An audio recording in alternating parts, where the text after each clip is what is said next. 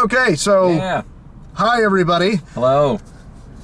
So this is our inaugural run of the West Coast version of the Midnight Screenings. Fancy. Yes, The it's West fancy. Coast version. Damn right we are.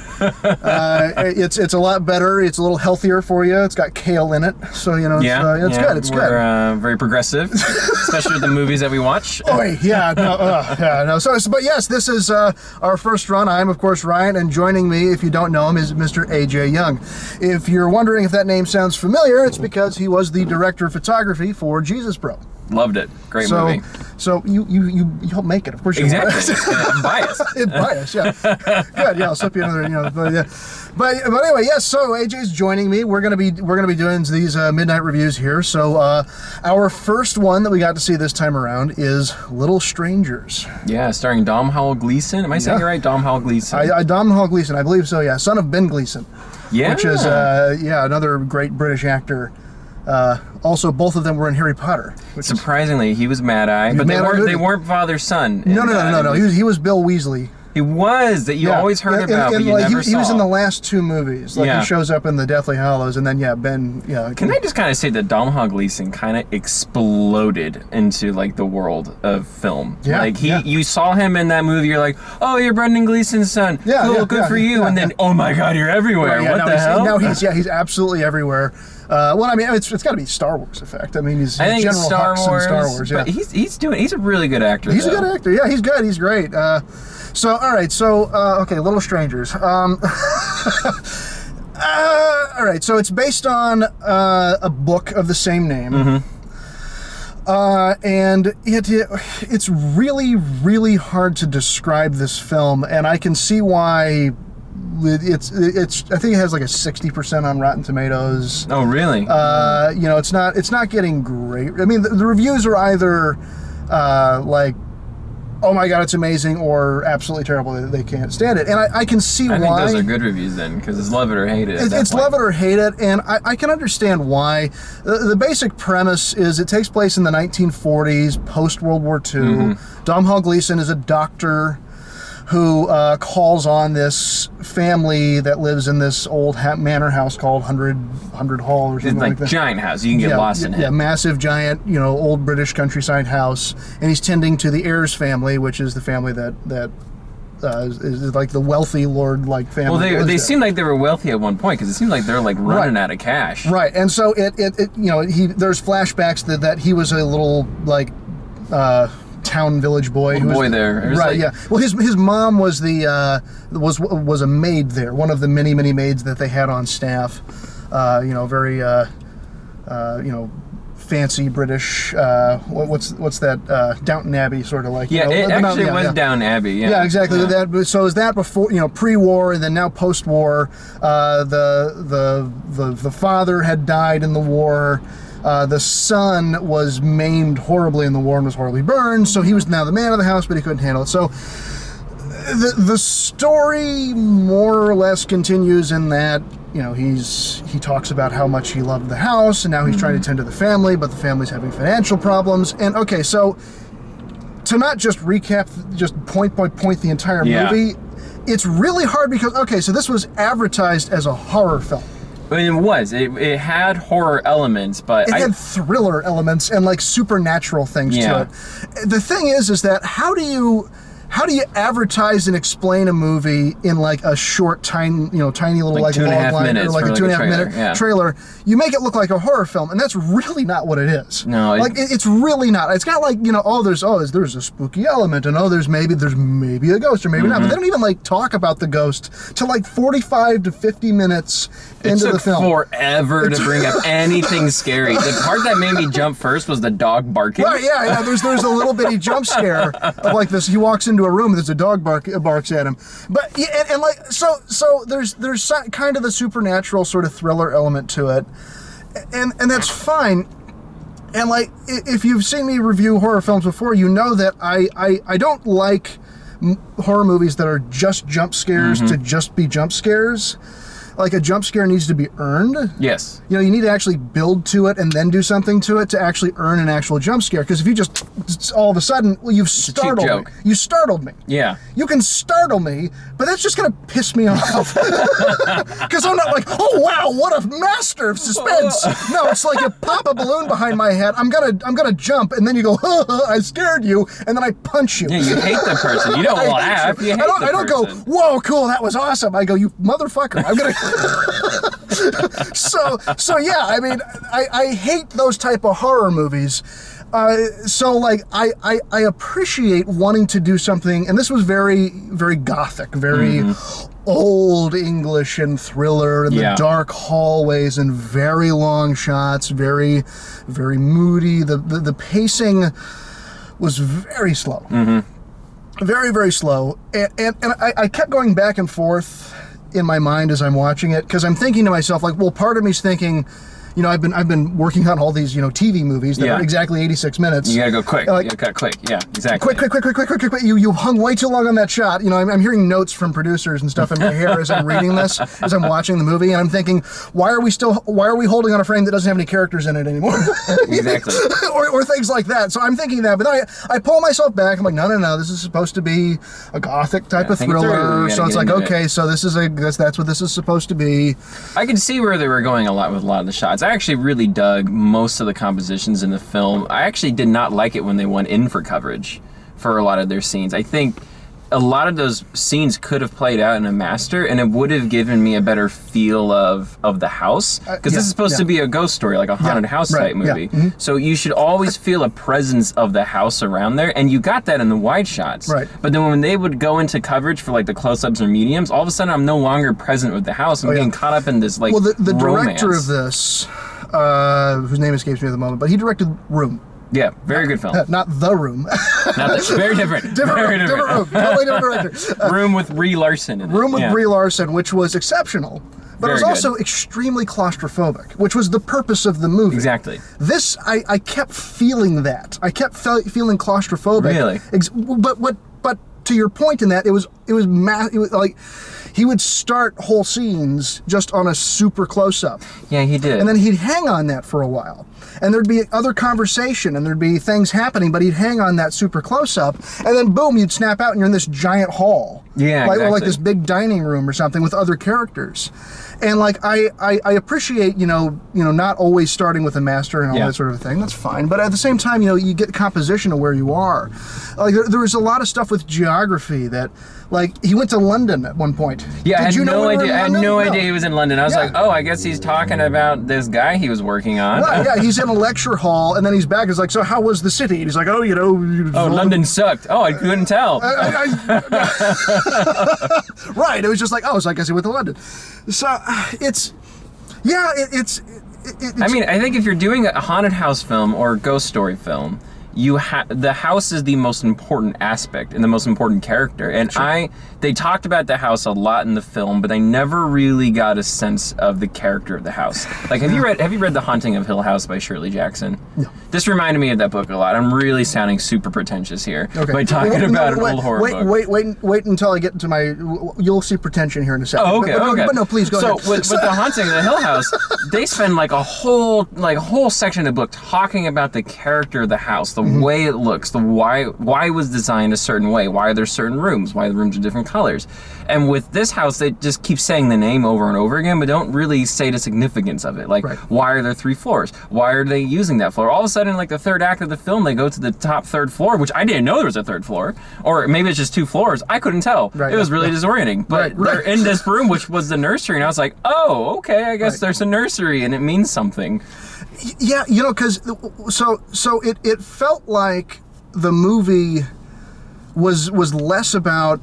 Well, okay, so what was the story really about? Like, what was the story about? And this is the thing that gets me, and that is okay. So the story was really about the eroding class system of post-war Yeah, I England. could see that. I could see that. That's what this story was about. Was Domhnall Gleeson's Dr. Faraday started out as a little, basically, peasant boy. Yeah, poor person. Poor yeah, person who bottom looked class. up at this house and thought, oh my God, how amazing would it be to live in this house? To one day get in his To house one or day, something. not just live in there, but to be the master of this house. That was his goal. That was what he wanted from the time he's this little boy. And now he's a doctor. It's post-war. The Well, world like is a doctor's different. kind of prestigious, but they were kind of being mean about it, though. But again, it's the class war. It's That's about the true. class war. They are an upper class, and even though he's a doctor, they say it a few times in there. They go like, "Oh, you're one of us now." Oh, is someone hurt? Someone why hurt. you're here? It's like, Is oh, someone I hurt? hope nothing's a problem. Like, oh, doctor, be a dear and fetch this person. But at the same time, he goes, I'm a doctor. I'm a guest, and like, oh, well, you're one of us. So like, he was a doctor, so yes, something prestigious, Yeah, someone who made a lot of permeable air, he money, was getting but at the there. same time, he was not born of gentry, so he was of a lower class. Yeah. So, I mean, really, that's what this movie is about. It's about class, and it's about as the family members of the heir's family start having horrible things happen to them, and are saying, we have to leave this house, he's the one saying, no, we have to stay. Because he wants that house. Because he wants the house. Yeah. Like, so that's what the movie's about. And so as he continues to move, you know, people, you know, the brother who is maimed is taken away, and then eventually, you know, the mother, obviously we're way into spoilers here, I don't know. Oh, yeah, spoiler alert. People die. They know.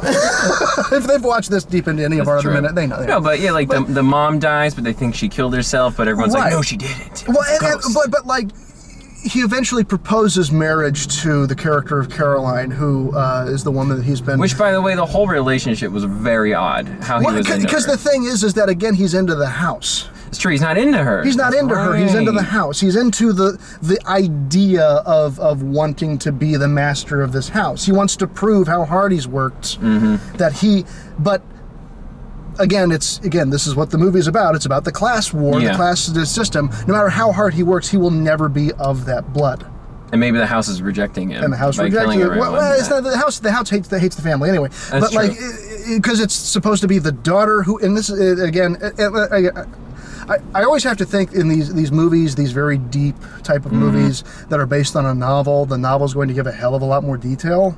Yeah, it's stuff that we're probably not picking up, like nuance. Stuff that yeah. we're not picking up, like specifically about like the other daughter, Suki, the eldest daughter who died, and they're thinking is the one who's haunting. At a very the young house. age. At a very young Yeah. age, yeah.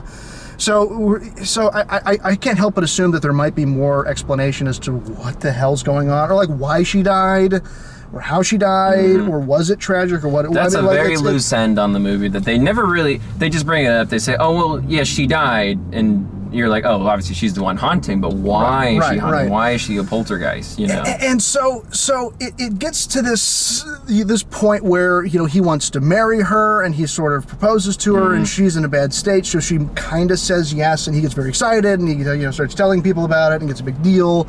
And then she eventually rejects him and says, "No, I can't marry you. I want to leave this place. I want to get out. I want to Yeah. go somewhere else." Because when she actually was on board, thinking that she was going to be moving with him to London. Sure, right, yeah. Where he's yeah, that's like, right, where that's she's right, getting yeah, away yeah, from the yeah, house. She's getting like, away. I'm totally on board. And then he's like, oh no, we're going to stay here. Yeah, in yeah. this creepy ass house. Right.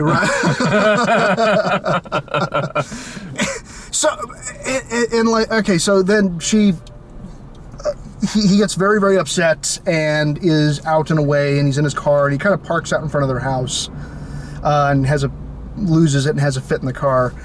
And again, Domhnall Gleeson, I mean, he does a really nice job. He does. It's interesting in a movie where there is really no ghost presence. I mean, like there's an itty bitty kind of one. Like there's no real villain, really. He kind of is both. He plays both. He's kind of the villain too. Well, because he can play creepy really well. Yeah. So he's the one who's going through this, and we're following him, and he's narrating as well. But he's also he gets a little creepy, especially when he starts to get a little bit more forceful in the no, we must stay here. We must stay here. No, we can't leave this place. We must stay here. Well, it's very interesting because I think the movie didn't communicate well. I'm realizing now, the entire like the ending of the film, which I'm gonna save it for you guys. Nah, we tell them. Well, at the ending of the film, we already said spoilers and stuff. I guess that's true. Well, so at the ending of the film, it's the ghost isn't a little girl; it's little Domhnall Gleeson. He broke off a part of himself as a poltergeist back when he was a little kid. So it's like it makes sense now that I think the film didn't clearly communicate that he's the ghost that entered this house. Right. And very rarely do you see that kind of horror storytelling, not even horror because this is more like terror, but more like scary storytelling where you see that this is how the ghost entered the house, right? And that when he came back, all of a sudden more and more ghostly things started happening, right? And so it's that poltergeist portion of himself that broke off that is actually trying to get rid of the Ayers family, so he can have the house, right? And exactly. It seems like he did get the house because he had the keys to the place when he was locking it up at the end, right? True, but it's destroyed and it's no longer the wonderful, beautiful. Yeah, it's true because the class isn't with it that he wanted. He wanted to get that class. It's a destroyed house that is now an eyesore for this brand new neighborhood. Yeah, and that neighborhood seemed like an upper middle class neighborhood, exactly. Yeah. So he could live there in that house, but it's a destroyed, ugly eyesore that eventually the county or whatever is going to probably destroy and get rid of anyway. And put more suburban homes in it. Suburban homes, that he even points out, saying his mother would like, but then he in the very next sentence says, "I've spent my whole life loathing my parents." That's true. Right? That's true. So it's like because they were of the lower class. Because they were of lower class, and he wanted to be in the higher class. Oh man, that is actually a really good part of the film. That when you really think about it, really makes me appreciate that aspect. And that's great. Completely great. I think that story-wise, to have a story where it's about the class system and then the evaporating thing and him desperately wanting to be, but he'll never be born into it because it's a blood thing. That's fine, but I don't know. It took forever to get there. It took a real long time. Well, and it's supposed to be a ghost story. And it's supposed to be, and it took forever for the ghost thing to happen. The poster looks like a ghost story. It's advertised like in the trailer. Like there's the scene where the bookcase is on fire. You see the girl falling down the staircase. You see the things like, oh my God, what are you saying? It's a poltergeist. And it's like, okay, so that it looks like the movie's going to be a ghost story. And you expect to hear that in like the first 10 minutes. It felt like 2 hours in, and really then it did. Started getting spooky. It really did. It was like I remember looking at my watch. I was like, holy hell, it's only been 40 minutes. Yeah, I know. Nothing scary happened. The worst was that dog bit that girl, and I was like, oh, that really sucks. Right. And then, they had to put the dog Well, down, and you think like the only real victim in this movie is the dog. Exactly. That poor dog.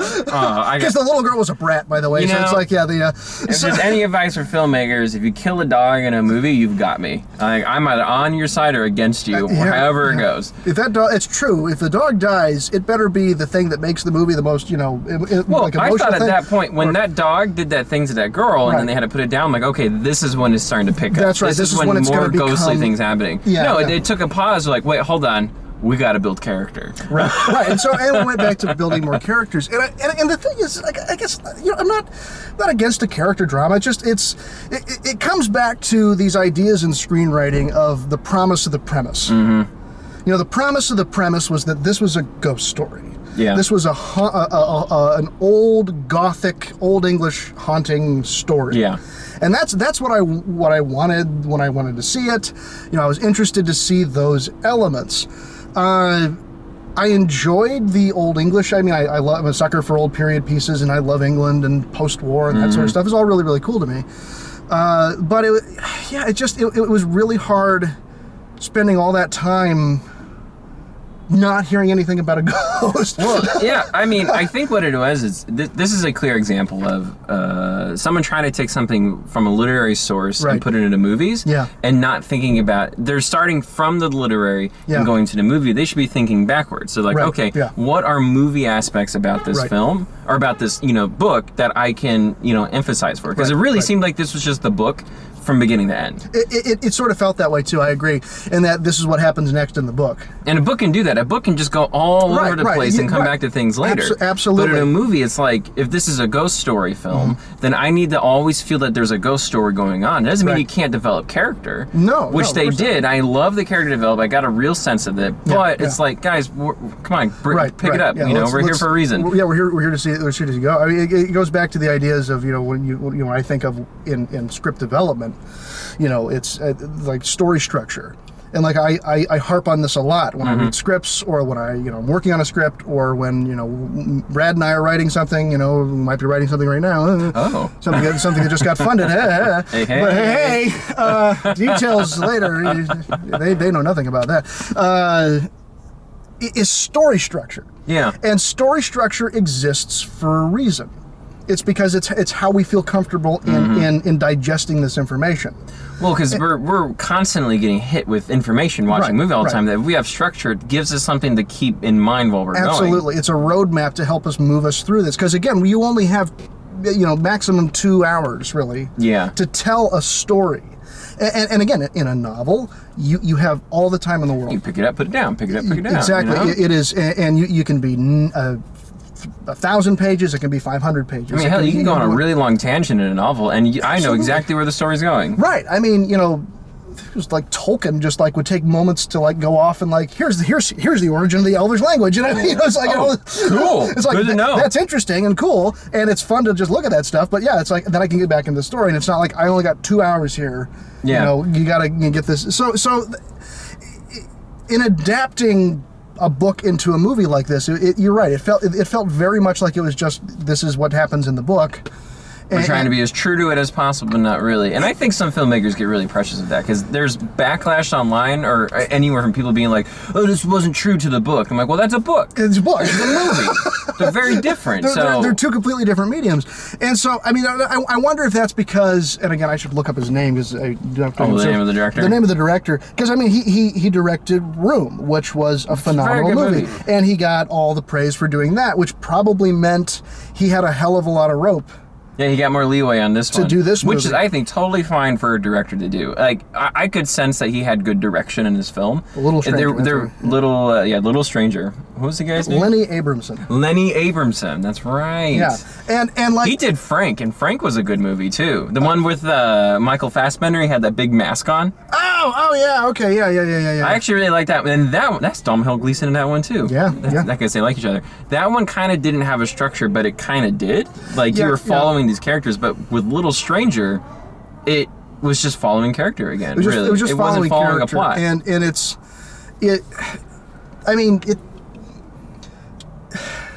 I don't necessarily love that, because again, like, unless it assumes you're in love with these characters as they are. Oh yeah, I thought the main character was so boring. Yeah, he was dull. I mean, he was played that way, and I meant he was supposed to be, because that's what a character in 1940s Dr. English would be. Very proper, very proper, posh, I guess. Very very refined, uptight kind of British type of character. And he played it very well, and he, many props to him, and to the other actors. They all did a great job. I think they did a wonderful job, and I think ultimately he did a nice job in directing it. Just other than those specific complaints about claustrophobia, and then just really pacing. I liked the pacing. I just didn't like that they interrupted the pacing by cutting to a close-up. Right. Yeah. But that's just a difference in taste. Yeah. Well, and again, it's just I like these type of movies. They're not the first kind I go to. You know what I mean? Yeah. Like, assuming it was going to be a horror movie, that'd have been one thing. Yeah, I was expecting more ghosts or terror. But like here's a bunch of British people going to tea and this sort of thing. I mean, those are lovely for character things, but like that wasn't really what I was expecting. Yeah. Again, it was about it's about expectations. It's about the promise of the premise. It's about these type of things.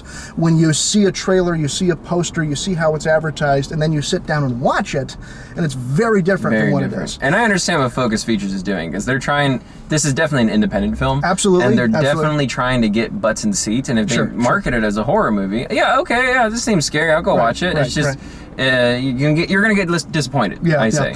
So I would say ultimately, as far as recommendation, I'd say that I wouldn't recommend seeing it in theaters. I would recommend, like, this is like a rent for me. Okay. I mean, as in, like, if you're interested in this kind of a character drama and in something that's a little done, a little creepier, I'd maybe say. Yeah, if you're interested in slow-paced movies. But as far as like seeing it in theaters, I don't think it was worth I mean, we paid the matinee fee, and I don't even think it was worth it. Oh. I will say from a presentation standpoint, this screen we watched on was really good. Yeah. I like that the compositions played to that giant format, because I think this was a 1:8:5 film, so it felt not IMAX-y because of how big the screen was, but it was really large, so that those really wide shot compositions, I did feel like I was in there. Like at the beginning of the film, there were some really good wide shots that felt very much like I was watching Dunkirk again in IMAX, which even though it's very different format, the framing and the size of the screen really lent to the quality of that I liked. That it was at the beginning of the film really drawing me in, but then all the problems we talked about, I was just like, what's going on here, guys? You're getting me drawn in, you're getting me set up with these beautiful masters that looked great on the big screen, but the story didn't hold up. Right. So I'd say if you have the money, go watch it in a big screen, but I don't think it's worth the money, though, really, because you're going to get let down after 10 minutes. You're like, oh, this looks beautiful, but the story is kind of slow. Like, from your profession of being a director of photography, I can understand that, making something beautiful is great. But it's got to be entertaining. You got to entertain me. You got to entertain me. You got to get me like, wow, this was a great thing to do. I was really excited to come here, to come to the theater, to sit down and to watch this movie. I walked out of there, my mind is going, I'm thinking about the film. Right. Actually, my mind was wandering during the movie. I was too. I was thinking, like, I got a note. Burt Reynolds died today. Oh yeah, Burt Reynolds died. That's horrible. That's that's dating when we're doing this review. But I mean, yeah, so yeah. I mean, those are the things that are going up. I'm like, oh my god, that's terrible. I'm not like, what's gonna happen next? Yeah, you're looking at Apple Watch like, oh my god, that's terrible, rather than the terrible thing happening. Right. Like, oh, this character died. Oh, that's terrible. Oh, Burt Reynolds. Oh my god, Burt Reynolds. First of all, yeah, that is a national tragedy, but it's still. But I think that is definitely, and I completely agree. Like, you can have the prettiest of images possible, but you can only get away with that for like 10 minutes in a movie. Right. And then all of a sudden, people start paying attention to the story. Yep. And you have to, otherwise there's no point. I mean, completely agree. It's a photograph. I mean, otherwise take a pretty photograph. I mean, then look at it and then move on. Exactly. So, anyway, I think that about wraps up about that as well. So thank you so much, guys, for watching. This will be the first of our Patreon. Well, this one's not going to be Patreon exclusive. This one will be on YouTube, so you guys can enjoy it. Your YouTube debut. Yes, this is your YouTube debut, AJ. This is fantastic. Your career has finally fallen this far. So, but we hope you enjoy this, because AJ and I will be doing this at least a couple times a month, hopefully every week. But we both got our schedules. Try every week. I mean, we're busy filmmakers. Oh, yes, very busy. Yes, of course. When it fits into my schedule. No, but I'm excited to do this with you, Ryan. I think it's really fun being in Los Angeles. We are very privy to very small market films like Little Strangers, and like we'll talk about this after camera, but I want to say we should talk about Suspiria and going and watch that, because I'm very excited for that movie. That might be one we do as well. But after this one, we might do one more on YouTube just to kind of get the word out there. But after that, AJ and I's reviews are going to be exclusive to Patreon. So if you want to support the entire site in a more personal way, check out our Patreon link. It is down below in the description. You can go there. You can support us. Toss us a couple bucks a month. You're going to be helping out everybody on the site, and you're going to help us make really cool, interesting content. And we also have plans. We can't really talk about them now, but we got plans for other shows that we're going to be bringing exclusively to Patreon as well, to thank you for all your support and to really give you some cool, interesting things. So until next time, see you guys later. Bye, guys.